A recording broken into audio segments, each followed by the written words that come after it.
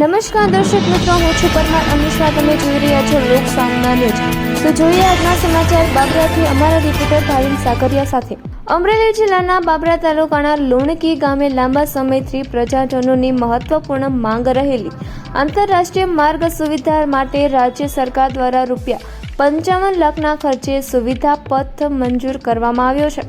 આ મહત્વપૂર્ણ વિકાસ કાર્ય માટે સ્થાનિક ધારાસભ્ય જનક તળાવિયાની સતત રજૂઆત અને પ્રયત્નો ફાળવ્યા હોવાનું ગ્રામજનોમાં આનંદ અને સંતોષની લાગણી જોવા મળી રહી છે.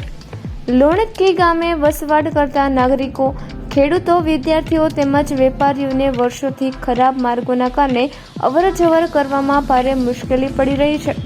ખાસ કરીને વરસાદી ઋતુ દરમિયાન કાચા તથા જર્જરિત રસ્તાઓના કારણે રોજિંદા અવારનવાર શાળા, કોલેજ, આરોગ્ય સેવા અને ખેતી સંબંધિત વાહન વ્યવહાર અસરગ્રસ્ત થયો હતો. આ સમસ્યાને ધ્યાનમાં રાખી ધારાસભ્ય જનક તળાવિયાએ સરકાર સમક્ષ વારંવાર રજૂઆત કરી હતી. ધારાસભ્ય જનક તળાવિયાની સક્રિય આગેવાની અને વિકાસલક્ષી અભિગમોના પરિણામે રાજ્ય સરકારે ₹55 લાખના ખર્ચે આધુનિક સુવિધાઓની સીસી રોડને મંજૂરી આપી છે. આ માર્ગ બનાવવાથી ગામના આંતરિક રસ્તાઓ મજબૂત બનશે, ટ્રાફિક સુવ્યવસ્થિત થશે અને ગ્રામજનોને વર્ષો સુધી ટકાઉ અને સુરક્ષિત માર્ગ સુવિધા પ્રાપ્ત થશે.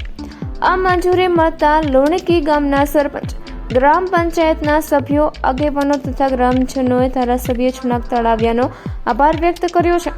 ગ્રામજનોએ જણાવ્યું કે જનકભાઈ તળાવિયા હંમેશા ગ્રામ વિસ્તારના વિકાસ માટે પ્રતિબદ્ધ રહ્યા છે અને અમારા ગામની વર્ષોથી અટવાયેલી માંગને પૂરી કરી છે.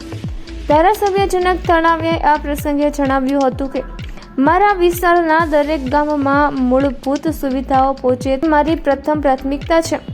લુણકી ગામે મંજૂર થયેલા આ સીસી રોડ ગામના સર્વાંગી વિકાસમાં મહત્વપૂર્ણ ભૂમિકા ભજવશે. આવનારા સમયમાં પણ બાબરા તાલુકાના દરેક ગામના વિકાસ માટે હું સતત પ્રયત્નશીલ રહીશ. આ વિકાસ કાર્યથી ઇંગોરાણા ગામે પ્રગતિના નવા દ્વાર ખુલશે અને ગ્રામ્ય જીવન વધુ સુખાકારી બનશે તેવો વિશ્વાસ સ્થાનિકોમાં વ્યક્ત થઈ રહ્યો છે. તો ફરી મળીશું એક નવા સમાચાર સાથે. ત્યાં સુધી જોતા રહો લોક સામના ન્યૂઝ.